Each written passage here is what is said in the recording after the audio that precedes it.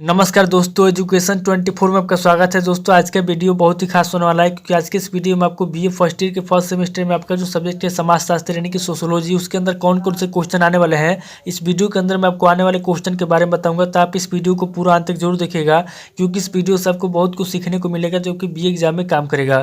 तो आइए देर न करते हुए वीडियो को शुरू करते हैं और बीए फर्स्ट ईयर के फर्स्ट सेमेस्टर में आपका जो सब्जेक्ट है समाजशास्त्र यानी कि सोशोलॉजी, उसके अंदर जो भी क्वेश्चन आने वाले हैं उन आने वाले क्वेश्चन के बारे में जानते हैं। दोस्तों आगे बढ़ने से पहले मैं आपको एक बात बता दूं कि इस वीडियो के अंदर मैं आपको अति लघु उत्तरीय प्रश्न, लघु उत्तरीय प्रश्न और दीर्घ उत्तरीय प्रश्न तीनों तरह के प्रश्न बताऊंगा। तो आप इस वीडियो को स्किप किए बिना पूरा देखिएगा ताकि आपको तीनों तरह के प्रश्नों के बारे में अच्छे से पता चल सके। तो आइए दोस्तों बिना किसी देरी के हम लोग शुरू करते हैं और सबसे पहले हम लोग अति लघु उत्तरीय प्रश्नों के बारे में जानते हैं। तो यहाँ पर दोस्तों अति लघु उत्तरीय प्रश्नों में पहले प्रश्न की बात की जाए तो यहाँ पर दोस्तों आपका पहला प्रश्न दिया हुआ है, समाजशास्त्र को परिभाषित कीजिए। यानी कि दोस्तों कह रहा है कि समाजशास्त्र क्या होता है, समाजशास्त्र किसे कहते हैं, समाजशास्त्र को परिभाषित कीजिए। अब दोस्तों अगले क्वेश्चन की बात की जाए तो यहाँ पे दोस्तों आपका दूसरा क्वेश्चन दिया हुआ है, समाजशास्त्र के जन्मदाता कौन थे। यानी कि दोस्तों कह रहा है कि जो समाजशास्त्र है, समाजशास्त्र के जन्मदाता कौन थे, समाजशास्त्र के जन्मदाता के बारे में आपको बताना है। अब दोस्तों अगले क्वेश्चन की बात की जाए तो यहाँ पर दोस्तों आपका तीसरा क्वेश्चन दिया हुआ है, समाजशास्त्र को प्रायः अमेरिकन विज्ञान क्यों कहा जाता है। यानी कि जो समाजशास्त्र है, समाजशास्त्र को प्रायः अमेरिकन विज्ञान क्यों कहा जाता है, इसके बारे में आपको बताना है कि जो समाजशास्त्र है, समाजशास्त्र को प्रायः अमेरिकन विज्ञान क्यों कहा जाता है। अब दोस्तों अगले क्वेश्चन की बात की जाए तो यहाँ पर दोस्तों आपका चौथा क्वेश्चन दिया हुआ है, समाजशास्त्र और अर्थशास्त्र में क्या संबंध है। यानी कि जो समाजशास्त्र है और जो अर्थशास्त्र है इन दोनों में क्या संबंध है। यहाँ पे दोस्तों आपको बताना है कि जो समाजशास्त्र है और जो अर्थशास्त्र है इन दोनों में क्या संबंध है। अब दोस्तों अगले क्वेश्चन की बात की जाए तो यहाँ पर दोस्तों आपका पांचवा क्वेश्चन दिया हुआ है, समाज की 4 विशेषताएं लिखिए। यानी कि जो समाज होता है, समाज की क्या करना है, 4 विशेषताएं आपको लिखना है। अब दोस्तों अगले क्वेश्चन की बात की जाए तो यहाँ पर दोस्तों आपका छठा क्वेश्चन दिया हुआ है, समिति को परिभाषित कीजिए। यानी कि समिति क्या होती है, समिति किसे कहते हैं, समिति को क्या करना है, परिभाषित करना है। अब दोस्तों अगले क्वेश्चन की बात की जाए तो यहाँ पर दोस्तों आपका सातवां क्वेश्चन दिया हुआ है, समाज और समुदाय में 2 अंतर लिखिए। यानी कि जो समाज होता है और जो समुदाय होता है इन दोनों में क्या अंतर होता है। यहाँ पर दोस्तों आपको समाज और समुदाय में 2 अंतर लिखना है। अब दोस्तों अगले क्वेश्चन की बात की जाए तो यहाँ पर दोस्तों आपका 8वां क्वेश्चन दिया हुआ है, संस्था की कोई 2 विशेषताएं लिखिए।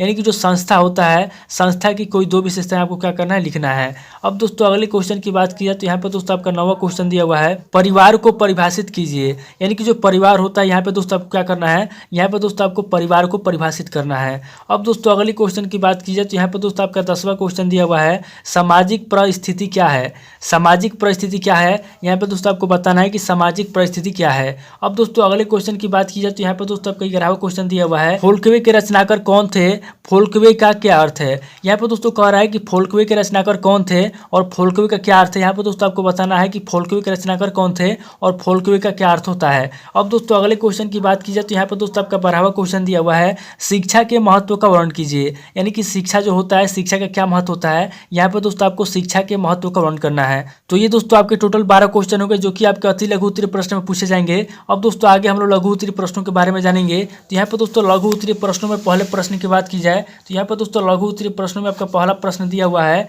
समाजशास्त्र का अर्थ एवं परिभाषा दीजिए। यानी कि जो समाजशास्त्र होता है, यहाँ पे दोस्तों आपको समाजशास्त्र का अर्थ बताना है और उसकी परिभाषा देना है। अब दोस्तों अगले क्वेश्चन की बात की जाए तो यहाँ पे दोस्तों आपका दूसरा क्वेश्चन दिया हुआ है, समाजशास्त्र के विषय क्षेत्र की विवेचना कीजिए। यानी कि जो समाजशास्त्र होता है, यहाँ पे दोस्तों आपको क्या करना है कि समाजशास्त्र के विषय क्षेत्र की विवेचना करना है। अब दोस्तों अगले क्वेश्चन की बात की जाए तो यहाँ पे दोस्तों आपका तीसरा क्वेश्चन दिया हुआ है, समाजशास्त्र एवं अर्थशास्त्र में संबंध बताइए। यानी कि दोस्तों जो समाजशास्त्र होता है और जो अर्थशास्त्र होता है, यहाँ पे दोस्तों आपको समाजशास्त्र एवं अर्थशास्त्र में संबंध बताना है। अब दोस्तों अगले क्वेश्चन की बात की जाए तो यहाँ पे दोस्तों आपका चौथा क्वेश्चन दिया हुआ है, समाज से आप क्या समझते हैं। यानी कि जो समाज होता है, समाज से आप क्या समझते हैं। यहाँ पे दोस्तों आपको बताना है कि समाज से आप क्या समझते हैं।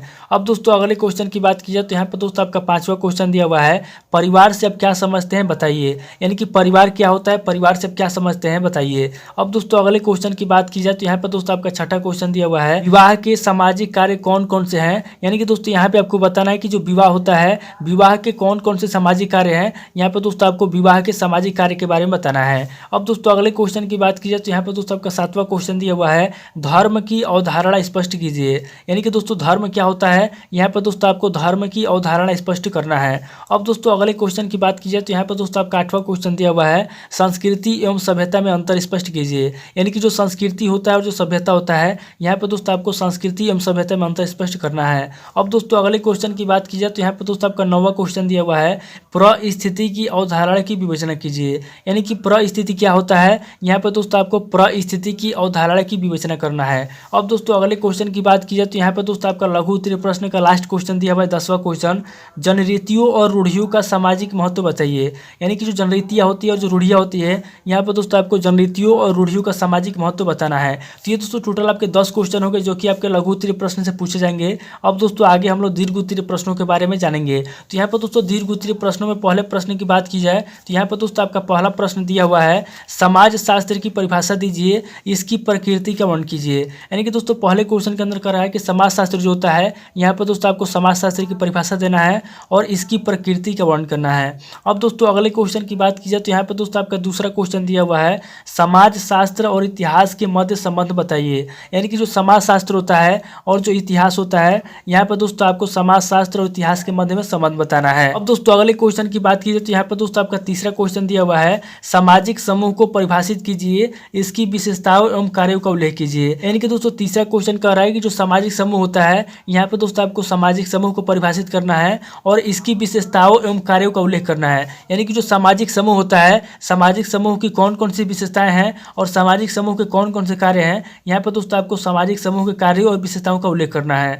अब दोस्तों अगले क्वेश्चन की बात की जाए तो यहाँ पर दोस्तों आपका चौथा क्वेश्चन दिया हुआ है, परिवार के प्रमुख प्रकारों का विवेचन कीजिए। यानी कि जो परिवार होता है, यहाँ पर दोस्तों आपको परिवार के प्रमुख प्रकारों का विवेचन करना है कि परिवार जो होता है कितने प्रकार का होता है। अब दोस्तों अगले क्वेश्चन की बात की जाए तो यहाँ पर दोस्तों आपका दीर्घ उत्तरीय प्रश्न का लास्ट क्वेश्चन दिया हुआ है, परिस्थिति से आप क्या समझते हैं, प्रदत्त परिस्थिति के निर्धारकों की विवेचना कीजिए। यानी कि दोस्तों पांचवा क्वेश्चन कह रहा है कि परिस्थिति से आप क्या समझते हैं, परिस्थिति क्या होता है, प्रदत्त परिस्थिति के निर्धारकों की विवेचना कीजिए। तो ये दोस्तों आपको टोटल 5 क्वेश्चन हो गए जो कि आपके दीर्घ उत्तरीय प्रश्न में पूछे जाएंगे। तो यहाँ पर दोस्तों इस वीडियो के अंदर मैंने आपको अति लघु उत्तरीय प्रश्न, लघु उत्तरीय प्रश्न और दीर्घ उत्तरीय प्रश्न तीनों तरह के प्रश्न बता दिया। तो दोस्तों आप इन क्वेश्चन को नोट कर लीजिए और किसी किताब से या सीरीज से मिला करके याद कर लीजिए, या फिर अगर आप कमेंट करेंगे तो मैं आपको इन सभी क्वेश्चन के आंसर को अगली वीडियो में दे दूंगा। तो दोस्तों उम्मीद करता हूँ कि इस वीडियो से आपको बहुत कुछ सीखने को मिला होगा। अगर आपको वीडियो अच्छा लगा तो वीडियो को लाइक कीजिए, शेयर कीजिए और कमेंट करके बताइए कि आपको नेक्स्ट वीडियो किस टॉपिक के ऊपर चाहिए। थैंक यू दोस्तों।